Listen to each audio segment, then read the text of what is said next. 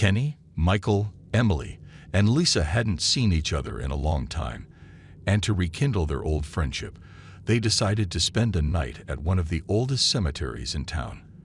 The full moon hung ominously overhead as they entered through the creaking wrought iron gates. The air was thick with an eerie silence, broken only by the faint rustle of leaves. As they ventured deeper into the cemetery, the moonlight cast long, haunting shadows across the gravestones. The group's laughter began to fade, replaced by a growing sense of unease. The winding pathways seemed to twist and turn, disorienting them. Kenny, the self-proclaimed leader of the group, insisted they continue, assuring everyone that they would find their way back to the entrance soon. Hours passed, and the friends grew increasingly lost among the graves. Panic started to creep in as they realized they couldn't even see the cemetery's entrance anymore. Their flashlights flickered and died, leaving them in total darkness. Fear gnawed at their hearts as they stumbled blindly through the labyrinthine graveyard. Just when they thought things couldn't get worse, they heard a chilling sound, footsteps echoing through the cemetery. The friends froze, their breaths coming out in shallow gasps. Someone was following them. Kenny, trying to appear brave, whispered, "It's probably just a security guard or another visitor. Let's call out for help." But as they shouted for assistance, their voices seemed to dissipate into the darkness. No one responded. Instead, the footsteps drew nearer, growing louder and more menacing with each passing moment. Suddenly, a beam of light pierced through the blackness, blinding them momentarily. When their eyes adjusted, they saw a shadowy figure in the distance, holding a flickering lantern. The light revealed a sinister face obscured by a hood. Panic surged through the group, and they turned to run, scattering in different directions. This was the beginning of a nightmarish ordeal they would never forget. Little did they know, their darkest fears were about to be realized, one by one. Kenny sprinted through the cemetery, his heart pounding in his chest. He could hear the frantic footsteps of his friends echoing through the night. Fear gripped him as he realized they were all being hunted by the hooded figure with the lantern. He couldn't see the others in the darkness, and he desperately hoped they were okay.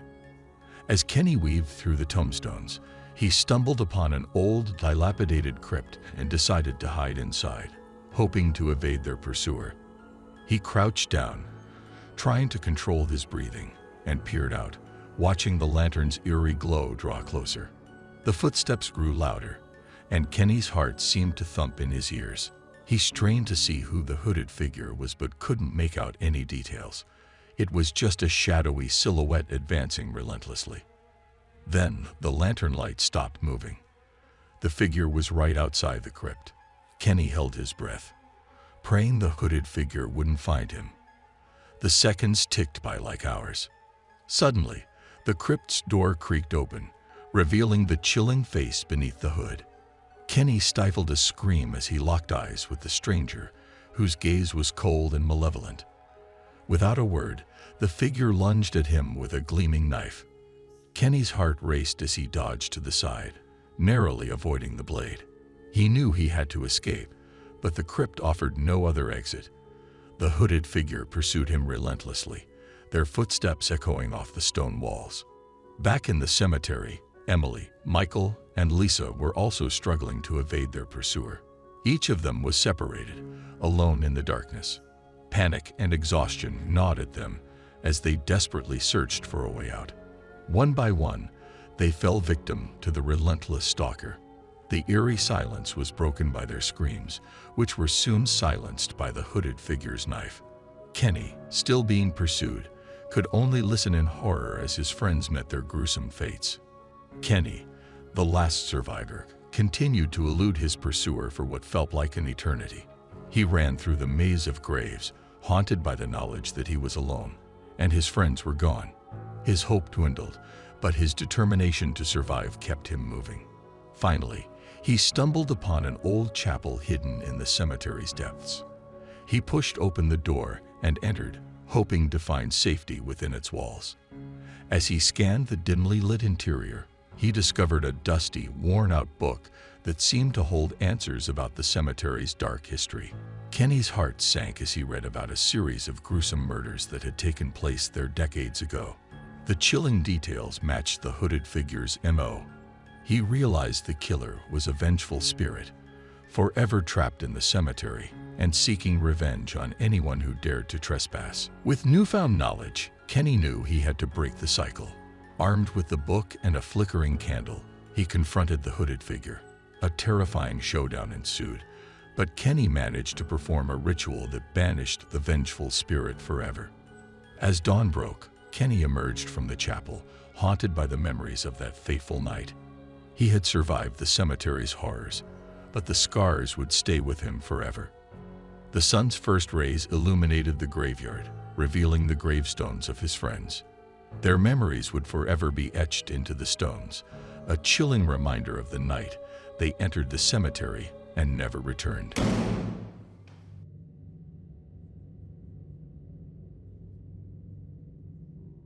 Sam walked slowly along the narrow paths of the local cemetery, surrounded by greenery, and it seemed that peace and tranquility reigned here.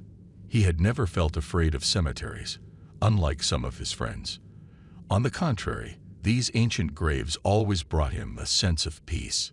It was a fall morning, and the bright sun played among the yellow leaves, creating a feeling of serenity. Sam often visited this cemetery to reflect on life, mortality, and the passage of time. Today, however, something felt different. There was an eerie stillness in the air that sent shivers down his spine. As he continued to walk, he noticed a small figure in the distance, a little girl, no older than 7 or 8 years old, dressed in a tattered white dress. She was standing near a gravestone, her back turned to him. Sam's concern grew as he approached, realizing that a child of her age should not be here alone. "Hey there," Sam called out gently as he drew closer. "Are you okay?" The little girl didn't respond, and Sam felt a growing sense of unease. He reached out to touch her shoulder, but just as his fingers brushed her cold skin, she turned around, revealing hollow eyes and a face twisted in anguish. Sam stumbled backward in horror, his heart racing. Before he could react, the little girl disappeared into thin air, leaving only a chilling whisper behind. "Help me, please." Part 2. The mystery unfolds. Sam's mind was in turmoil as he stood there, his pulse pounding in his ears. What had he just witnessed? He couldn't shake the image of the ghostly child from his thoughts. Was it a figment of his imagination, or was something more sinister happening on the cemetery grounds? Unable to ignore the chilling encounter, Sam decided to investigate further. He began asking the locals about any tales or legends associated with the cemetery. Some spoke of strange occurrences, eerie sightings, and whispers in the night. A few mentioned the legend of a little girl who had gone missing in the cemetery years ago. Determined to uncover the truth, Sam delved deeper into the mystery. He combed through old newspaper archives and historical records, uncovering a disturbing story. Decades ago, a young girl named Emily had indeed disappeared while playing near the cemetery. Her body was found weeks later, hidden among the tombstones.